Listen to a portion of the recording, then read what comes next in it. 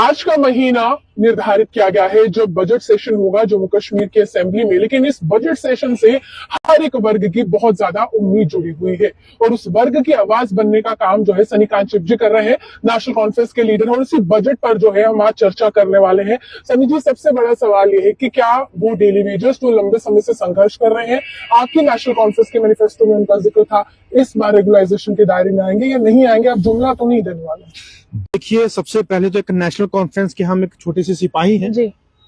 और national conference का मकसद है कि जम्मू कश्मीर के लोगों के जो मुश्किलातें हैं उनको हल करना जी। और जम्मू कश्मीर के लोगों की डिमांड्स को पूरा करना।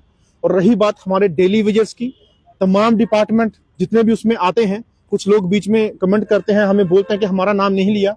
मैं तमाम उनकी डेली वेजेस की बात करता हूं जो आज अस्थायी कर्मचारी हैं, वो चाहे पीएचई के हों, इरिगेशन के हों, फ्लड कंट्रोल के हों, रेवेन्यू डिपार्टमेंट के हों, बीडीजी वर्कर हों, एसपीओस हों, आंगनवाड़ी हों, होम गार्ड्स हैं, हमारे लैंड ओनर्स हैं, हमारे एनवाईसी हैं, एसआरओ 63 के हैं, 43 के हैं, रैबरे खेल के हैं, रैबरे जंगलात के हैं, हमारे आशा वर्कर हैं, हमारे मिड डे मील कुक हैं, सीपीडब्ल्यू वर्कर हैं। मैं तमाम भाइयों के लिए जो है ये बोलना चाहता हूं कि अगर नेशनल कॉन्फ्रेंस के पास वो इख्तियार आता है कि जिससे वो एक साइन से आपका मसला हल कर सकते हैं, तो वो इख्तियार हमें तब मिलेगा जब हमारी स्टेट हमें वापस मिलेगी। क्योंकि नेशनल कॉन्फ्रेंस को सेंटर के आगे गुहारें लगानी पड़ रही है कि हमारे लोगों का मसला हल कीजिए।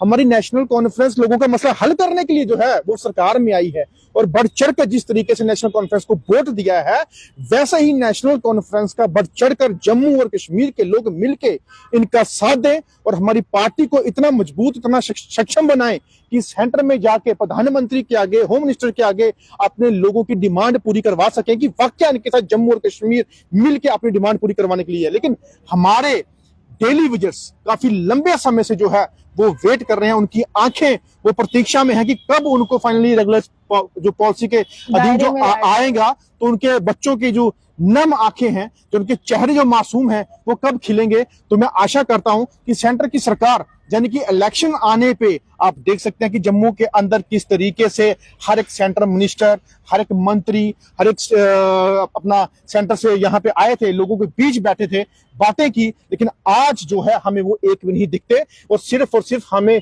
स्टेट में, यूटी में कन्वर्ट करके हमारे लोगों के लेकिन सवाल ये है कि आप कह रहे कि जब राज्य का दर्जा वापस मिलेगा तभी डेली वेजेस रेगुलाइजेशन के दायरे में आएंगे। अब ये सवाल है कि आपको पहले नहीं पता था? जो आप मैनिफेस्टो बना रहे हैं, ये सरकार बनाने से पहले आप यूटी में ही चुनाव लड़ने वाले हैं, वहां पर तो राज्य था नहीं। क्या बेवकूफ बनाने का काम किया नेशनल कांग्रेस? देखिए रूहानी जी, सुप्रीम कोर्ट देश की बहुत बड़ी पावर है। सुप्रीम कोर्ट के अंदर डीवाई चंद्रचूड़ जी ने कहा था कि जम्मू कश्मीर के अंदर सबसे पहले इलेक्शन करवाई जाए, जो काफी लंबे समय से इस इलेक्शन से वंचित थे लोग, और इलेक्शंस के तुरंत बाद, महीने के बाद स्टेट दी जाएगी। वही हमारे उमर साहब या हमारी पूरी सरकार के अंदर जो लोग हैं, जब मंत्री हैं, एमएलए हैं, उन्होंने सोचा कि जैसे इलेक्शन होती है वैसे सरकार बनने के बाद हमें स्टेटहुड वापस मिलेगी। यानी कि हमें सुप्रीम कोर्ट पे पूरा भरोसा था और सुप्रीम कोर्ट के साथ साथ अमित शाह जी ने बोला था कि आप पहले इलेक्शन करवाइए और जो वहां का हालात देखते हुए इसको हम स्टेट जो है वापस आपको दे देंगे।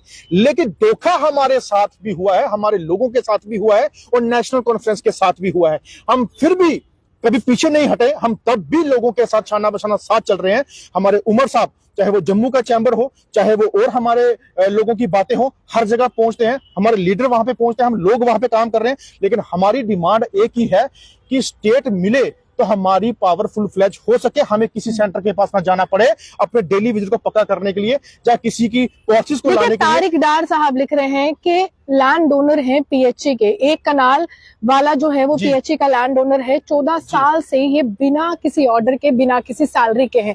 आप लैंड डोनर्स की भी लगातार बात करते रहे हैं, तो आपको क्या लगता है ये कितना आंकड़ा है पूरे जम्मू कश्मीर में अलग अलग डिपार्टमेंट्स में जिसमें लैंड डोनर्स के साथ अन्याय हुआ? देखिए, लैंड डोनर चाहे वो पीएचई के हों, एजुकेशन के हों, इरिगेशन के हों, पीडीडी के हों, ये तमाम लैंड ओनर्स जो हैं ये काफी बड़ी तादाद में है, 40-50 हजार भी हो सकते हैं। लेकिन मुझे बताइए, अगर डिपार्टमेंटों ने इनको बोला कि आपको नौकरी या कंपनसेशन देंगे, मुझे बताइए यहाँ पे जम्मू के अंदर काफी लोगों ने बढ़ चढ़कर भाजपा को वोट दिया।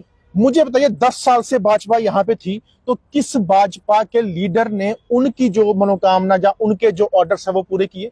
अभी तक 10 साल के बाद जब सरकार बनी तो आप उनको स्टेट दीजिए, उनको इख्तियार दीजिए। रेवेन्यू डिपार्टमेंट उनके पास नहीं, मुझे होम उनके पास नहीं। सवाल ब्लेम गेम का आ रहा है। आप कह रहे हैं कि उपराज्यपाल का शासन है, सवाल सुन लीजिए फिर जवाब दे दीजिए। आप कह रहे हैं कि उपराज्यपाल का शासन रहा, आपने कहा ये समय ऐसा था कि बहुत ज्यादा मुसीबतों का सामना किया, तब सवाल नहीं खड़े किए। सवाल तब भी खड़े कर दिए गए थे, लेकिन एलजी वो सिलेक्टेड या अपॉइंटेड है, वो राष्ट्रपति के द्वारा। लेकिन मुख्यमंत्री तो जनता ने खुद वोटिंग स्टेशन पर जाकर चुना है। तो जब मुख्यमंत्री अभी ये कह रहे कि हम सेंटर पर निर्भर है, तो यानी कि फिर वो एलजी प्रशासन ही। मुझे एक सिंपल सा सवाल आप बताइए, यूनियन टेरिटरी किसके अंडर होती है? सेंटर के। यूनियन टेरिटरी अंडर सेंटर होती है। जो भी पॉलिसीज यूनियन टेरिटरी के अंडर आती है वो सेंटर से ही आती है। आप मुझे बताइए, जो हमारी एजुकेशन की पॉलिसी है, चाहे वो हमारी मिड डे मील कुक की है, लैंड ओनर्स की है, चाहे वो सीपीडब्ल्यू वर्कर की है, ये तमाम पॉलिसी सेंटर से आती है। हमारी एनएचआरएम की जो पॉलिसीज है ये सेंटर से आती है। तो मुझे बताइए, अगर सेंटर से आती है तो हमारे उमर साहब कैसे लाएं? अगर वहां से आप सैंक्शन नहीं कर पा रहे हो तो हम कहां से नेशनल कॉन्फ्रेंस कहां से लाएं? जो भी कमेंट्स आप कमेंट जरूर करते जाइए। मैं सनी जी से ये सवाल बिल्कुल। और अगर लोगों ने बढ़ चढ़कर नेशनल कॉन्फ्रेंस को अगर उन्होंने वोट दिया है तो आज भी नेशनल कॉन्फ्रेंस का साथ दें। कि अकेले नेशनल कॉन्फ्रेंस दिल्ली में जाके बेचारे चिल्ला रही है अपने लोगों के लिए, तो लोग अगर उनसे सवाल करने के बजाय उनका साथ देंगे, लेकिन तो मुझे लगता है उसको जाना पड़ेगा। देखिए, अच्छा मुझे बताइए, मुझे बताइए, जब पार्लियामेंट लगी दिल्ली के अंदर तो ऐसा कौन सा एमपी है सिवाय मियां अल्ताफ साहब के, जहां रूहुल्ला साहब के, जिन्होंने जम्मू कश्मीर के लोगों की बात की, स्टेटहुड की बात हमारे उन एमपीओ ने की, डेली विजन की बात उन एमपीओ ने की, बेरोजगारी की बात उन एमपीओ ने की। तो और कौन सा भाजपा का एमपी था जिसने जम्मू कश्मीर के लोगों की बात की? वो भाजपा के एमपी, भाजपा के एमएलए। उनको धर्म चाहिए, उनको राजनीति चाहिए, उनको कुर्सी चाहिए। जम्मू कश्मीर के लोग कहां जाए, किस तरीके से, उनको कुछ लेना देना नहीं है। अगर एमपी पीएमओ हमारे जम्मू कश्मीर के हैं, अरे वो तो डेली विजन 1 महीने के अंदर पक्की करवा सकते हैं। और जब यहाँ पे प्रधानमंत्री का दौरा हुआ, होम मिनिस्टर का दौरा हुआ, तब तो बड़े बड़े ऐलान हो गए कि डेली विजन सबसे बड़ा मुद्दा है, उसको हम हल करेंगे। डेली विजन सरकार बनती, यहाँ पे रविंद्र रैना ने भी बोला, आपने भी किया सर, तो किया ना। अभी हमारा ऐलान हुआ, लेकिन हमें पावर दीजिए।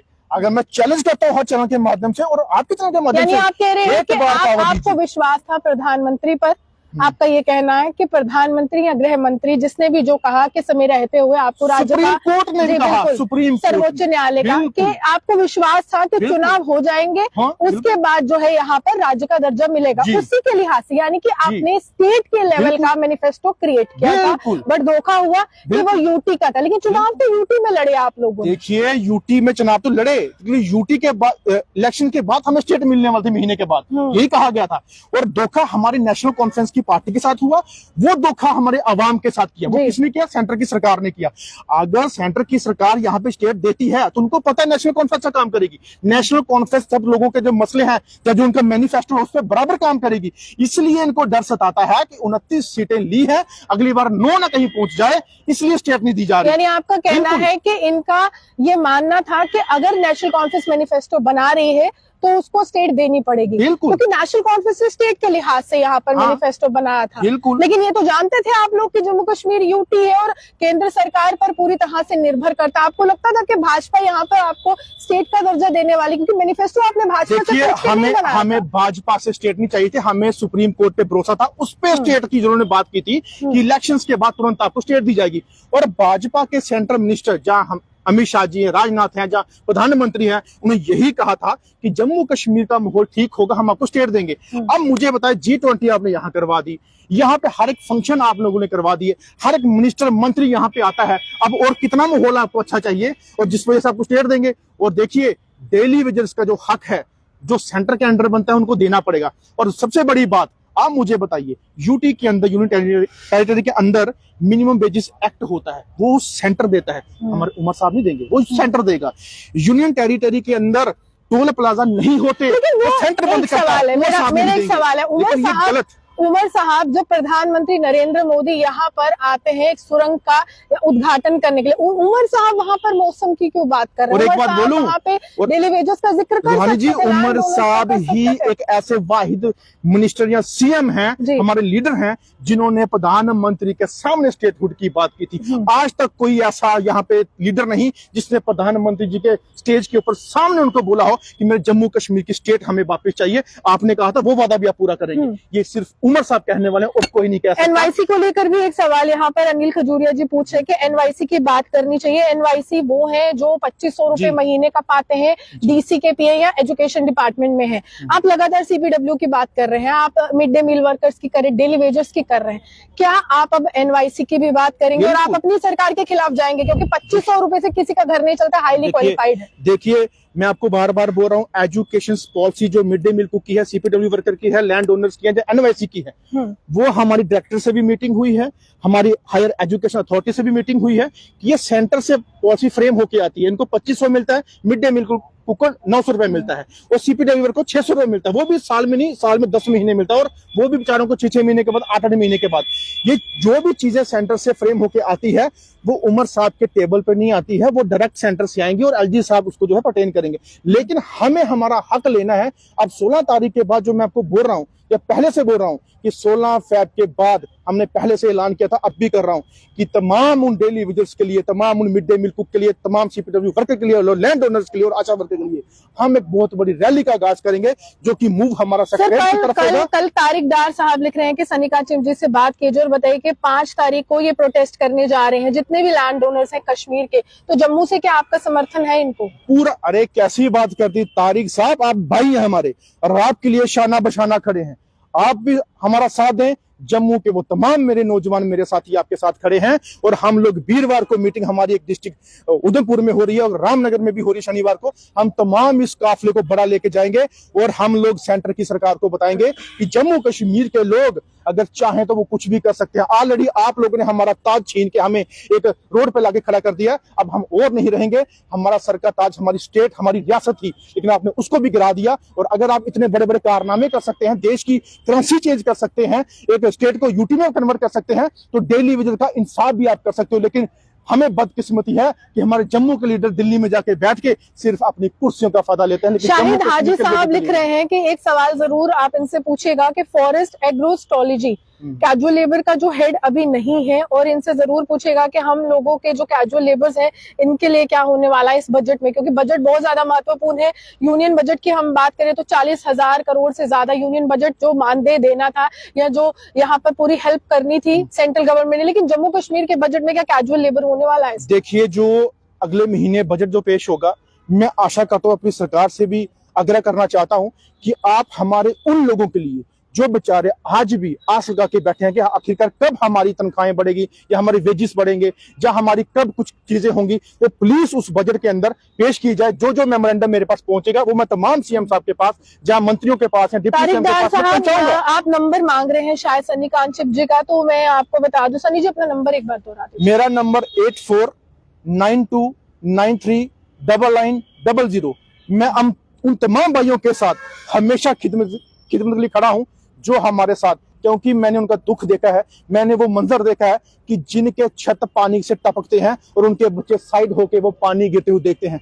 मैंने उनकी हेल्प किया और वो डेली विजिट हमारे बेचारे तरसते हैं कि आखिरकार कब हमारा इंसाफ होगा। लेकिन जंग हमें लड़नी पड़ेगी अपने उन लोगों के लिए जो हमारे लिए या हमारे तमाम लोगों के लिए दफ्तरों के अंदर काम करते हैं, रोड पे काम करते हैं, डिपार्टमेंटों में काम करते हैं। एसपीओस भी तो है ना, जो आपके मुख्यमंत्री, आपकी कैबिनेट मिनिस्टर, डिप्टी सीएम इनको सुरक्षा प्रदान करते हैं, उनकी सैलरीज टाइम पे नहीं आ रही हैं और उनके लिए सदन में या फिर अगर हम कहें असेंबली सेशन में कोई चर्चा होगी, क्योंकि लास्ट टाइम डिप्टी सीएम साहब से पूछा था तो वो गुस्सा हो गए थे एसपीओ। देखिए, एसपीओ के साथ हमारी उमर साहब की फोटो क्या पड़ गई, सबको तकलीफ होगी कि एसपीओ साहब के साथ सीएम साहब की फोटो पड़ गई। अरे यार, उन्होंने अगर किसी की आवाज राइज की है तो तकलीफ क्यों है? तकलीफ क्यों है उन लोगों को कि अगर गरीब का भला हो जाए? तकलीफ उनको क्यों होती है अगर वो उनकी आवाज बुलंद करके उनको हक दिलाना चाहते हैं? तो फोटो पे बमाल खड़ा कर दिया। अरे नेशनल कॉन्फ्रेंस ने लोगों को हक दिए हैं, आज से नहीं पिछले कई सालों से हक दिए हैं, लेकिन अब जो हमारे जम्मू कश्मीर के अंदर बदलाव होगा वो नेशनल कॉन्फ्रेंस ही लाएगी, पहले स्टेट लेगी। देखिए, राशिद मीर साहब लिख रहे हैं कि 12,000 पीडीडी वालों की भी बात कीजिए, जो बोला था हमने इनको परमिट कर दिया है, प्लीज मैडम इसको लेकर भी आप बात कर दीजिए, क्योंकि ये मुख्यमंत्री की तरफ से कहा गया है। देखिए, मुख्यमंत्री के पास बिजली डिपार्टमेंट का अगर कोई भी अगर इस तरीके का अपना डिपार्टमेंट होगा तो उसके लिए जरूर इनिशिएटिव लिया जाएगा। और 400-500 जो भी बंदा परमानेंट किया गया है वो मुख्यमंत्री की जो है एक काबिलियत मैं उनको मानता हूं कि जिन्होंने आते ही उनके ऊपर जो है जल्द से जल्द इशू करवाने का ऑर्डर फॉलो करना किया, और आहिस्ता आहिस्ता जितने भी 1 में 1 है वो होंगे।